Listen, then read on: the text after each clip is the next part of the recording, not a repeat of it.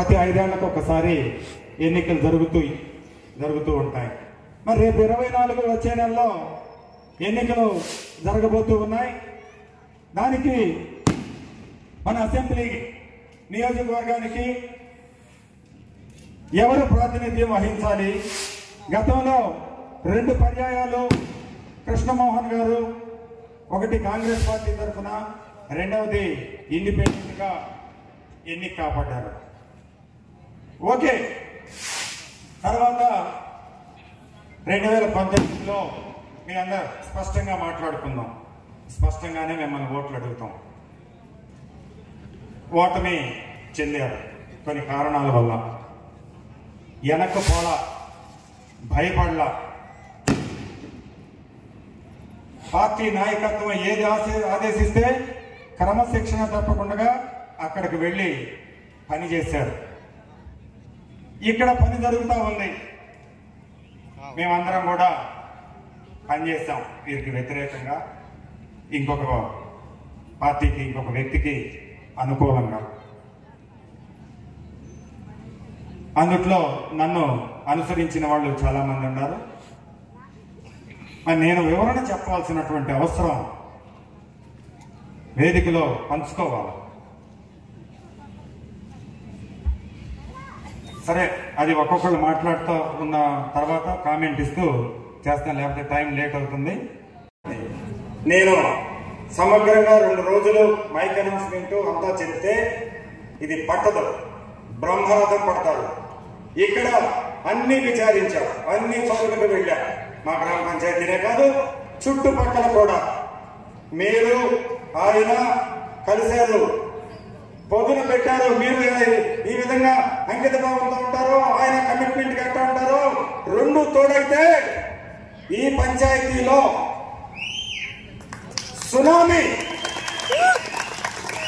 సునామీగా సృష్టించడానికి మీరంతా సిద్ధమేనా? ఎక్కడ రోజుకి 12 గంటల నుంచి 18 గంటలు పని చేయాలి. వారు నేనన్నా రాక్షసత్వంగా పని చేస్తారు. ఇసుకుండదు. ప్రతి ఫోన్ కాల్ ని లేపుతారు. ప్రతి కార్యకర్త అప్పుడు బిజీగా ఉన్నా కూడా గంట తర్వాత, పూట తర్వాత అయినా మళ్ళీ కాల్ వస్తా ఉంది. అది నాయకత్వం ఈ ప్రజానీకం కోరుకునేది. అది అందుబాటులో ఉండేది.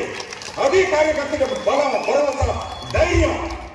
నువ్వు ఏమి చేసినా ఏమి చేయకపోయినా మాకు అండగా, తోడుగా, నీడగా ఉండటం కోరుకుంటారు.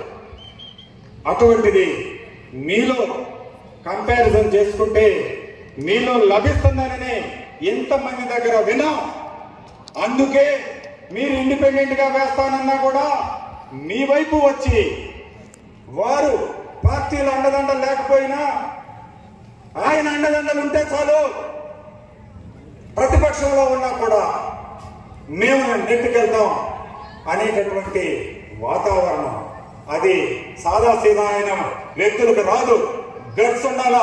నేను ఇందాకే చెప్పా, ఆ నాయకత్వంలో నేను ఒక అరగంట, గంట అవకాశం దొరికింది. మా సమూహం, మా టీం, కాకలు తీరినటువంటి టీముని వారికి సపోర్ట్ చేపిపోతా ఉన్నాం. మేము ఒక్కడమే కాదు, ఈ నియోజకవర్గంలో మెజారిటీ నాయకత్వం వారిని అంగీకరించారు, వారి సమర్థతని అంగీకరించారు. వారికి మద్దతు పలికి ఈ నియోజకవర్గంలో ఉన్న పేరుకుపోయినటువంటి ఈ సమస్యల్ని ప్రక్షాళన చేసి ఈ బైపాస్ రోడ్డు టూరిజం కి డెవలప్మెంట్ అవుతున్నటువంటి ఈ నియోజకవర్గం మీద చాలా మంది కళ్ళున్నాయి.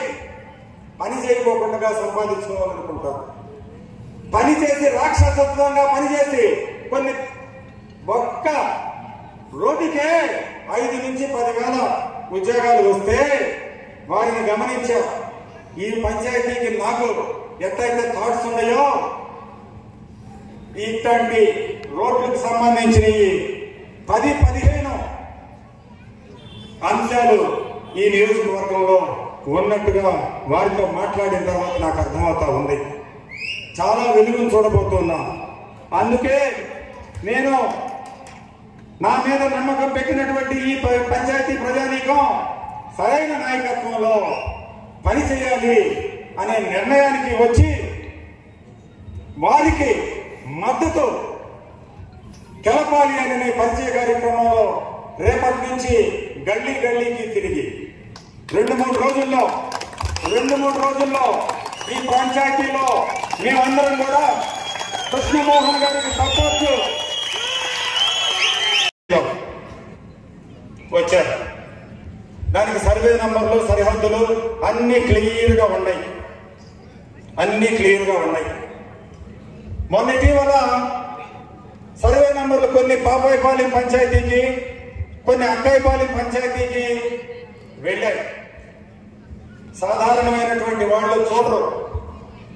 ఎందుకు స్టాంపు డ్యూటీ పంచాయతీకి తగ్గుతుంది అని మేము లోతుగా వెళితే పొరపాట్లు జరిగాయి.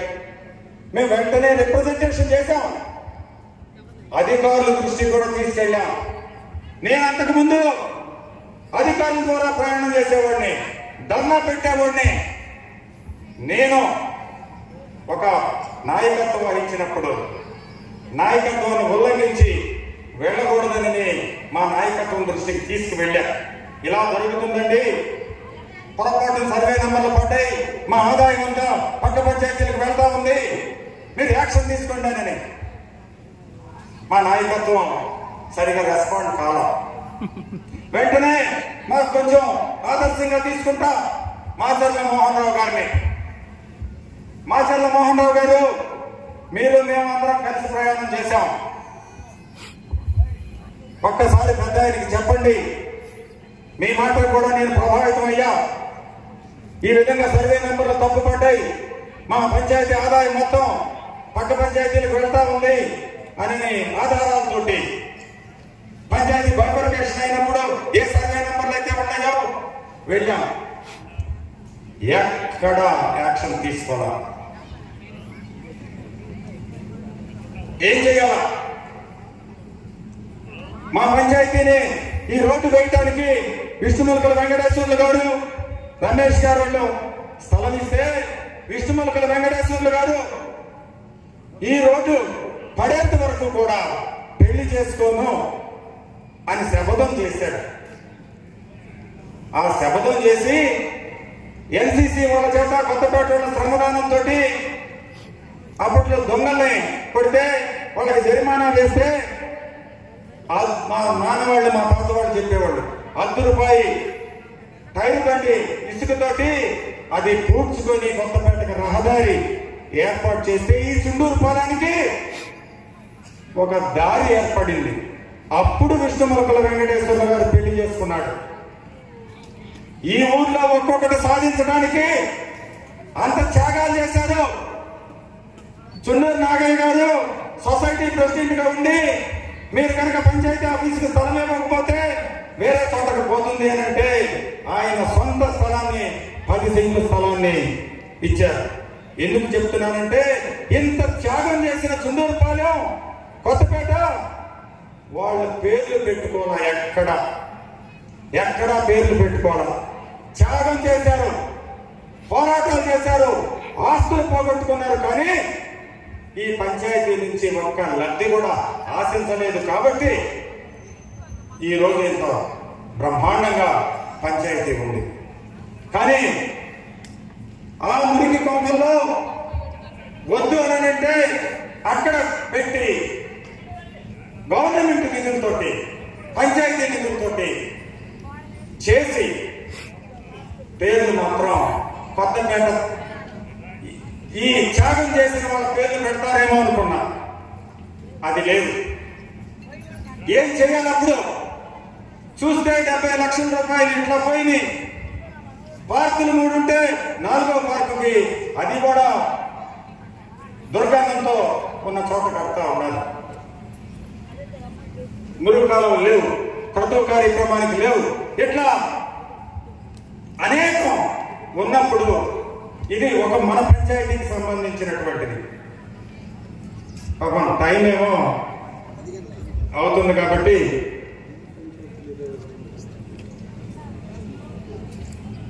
కాబట్టి మరొకసారి మనం విపులంగా చేయాలి. అందుకని ఈ కారణాల దృష్ట్యా నేను చూసా, బోత్ ఆఫ్ ది వేస్ చూసా. కృష్ణమోహన్ గారిని బెదిరించా, పులితోనే పోరాటం చేశాం. అది నాకు సంతోషంగానే ఉంది. చేస్తే అలాంటి వ్యక్తితోటే చేయాలని, తోక ముడవకూడదని. వారు చేసింది చూశా. ఇవాళ ఐఎన్టీడీ కంపెనీ వస్తే ఉద్యోగాలు వచ్చినాయని, ఉపాధి వచ్చినాయని చుట్టుపక్కల వాళ్ళందరూ కూడా వచ్చి ఉపాధిగా వచ్చారు. గాంధీ మార్కెట్, క్లాత్ మార్కెట్ ఉందని చీరాలకు అదొక పేరు. అలాగే రామాపురానికి టూరిజంలో అంత పేరు రావడానికి ఏంటి కారణం? వీరి టైంలో మెదడులో వచ్చే ఆలోచన ఈ తీర ప్రాంతాన్ని కలుపుతూ ఓ కనెక్టివిటీ ఏర్పాటు చేయడం ద్వారాగా ఎక్కడో హైదరాబాదు, బెంగళూరు అనేక ప్రాంతాల నుంచి వచ్చిన వాళ్ళు ఆ హోటల్స్, రిసార్ట్స్ సేద తీరడానికి రిసార్ట్స్ ఏర్పాటు చేసుకుంటే ఇవాళ అవి సక్సెస్ఫుల్ గా ఒక్కొక్క హోటల్లో 50 నుంచి 100 మంది పనిచేస్తా ప్రత్యక్షంగా పరోక్షంగా అనేక మందికి ఉపాధి లభిస్తూ ఉందనంటే అది ఆయన మెదడులో వచ్చిన ఆలోచన ద్వారా అది ఏ కులస్తులకు మేలు జరుగుతుందా, ఏ ప్రాంతం వాళ్ళకి మేలు జరుగుతుందా అని ఎక్కడ చూడాల. సమస్యగా గుర్తించి దాన్ని వేయటం ద్వారా సుమారు 5,000 నుంచి 10,000 మందికి ఉపాధి అవకాశాలు వచ్చినాయి. అంటే ఒక ఐఎన్టీడీ కంపెనీ పడితే ఎంత సంతోషపడ్డామో ఈ రోడ్డు వేయటం ద్వారాగా అంత మేలు జరిగింది. మేలు జరిగినప్పుడు మేలు జరిగినట్టుగానే చెప్పుకోవాలి. మున్సిపాలిటీ ఏరియాలో మొంతాబాద్ సెంటర్ కావచ్చు, పక్క సెంటర్ కావచ్చు, సంతబోదాలు ఎంత ఇరుకుగా ఉండేదో అటువంటిది అందరి చేత ఎమ్మెల్యేగా నమస్కారాలు కొట్టించుకుంటే ఉపయోగం ఏంది ఏమనుకున్నారో ఏమో. ఇది ప్రక్షాళన చేయాలా, వాహనదారులు ఇబ్బంది పడుతున్నారు, వాళ్ళు కూడా ఇబ్బంది పడుతున్నారు అని సాక్షాత్తు పెద్ద పెద్ద మంత్రులు, ముఖ్యమంత్రులు చేసిన వ్యక్తులు నాకు ఎందుకు లేదనుకున్నప్పటికీ ఈ గొడ్డు సమస్య, ఈ క్యాన్సర్, ఈ లోనున్న ఈ గడ్డని బయటికి తీయాలన్నప్పుడు కత్తి పెట్టి కోసేటప్పుడు నొప్పి తగిలింది, నాకు ఓట్లేదు అని భయపడి చాలా మంది దాని జోలికి వెళ్ళాల. లోన గడ్డ పెరుగుతూ ఉంది, సాహసం చేశారు. ఆ సాహసం చేసినటువంటి వ్యక్తి అక్కడ చేసి మంచి రహదారిగా ఏర్పాటు చేయడం ద్వారా 10 లక్షల నుంచి ఇవాళ 40-50 లక్షల రూపాయలకి సెంటు వెళ్ళి అక్కడ ఫుడ్ సెంటర్ గా నిలయమైంది. ఇది ఈ చీరాల నియోజకవర్గానికి అవసరం. ఇక్కడ వ్యక్తులు ప్రాతినిధ్యం వహిస్తే సమస్యలు తెలుస్తాయి. ఇక్కడ వ్యక్తులు చెప్పుకోవచ్చు, ఆలకిస్తారు, సమస్యలు పరిష్కారం అవుతాయి. ఇవాళ కాదు రేపైనా. కానీ ఇక్కడ ప్రాంత వ్యక్తులకే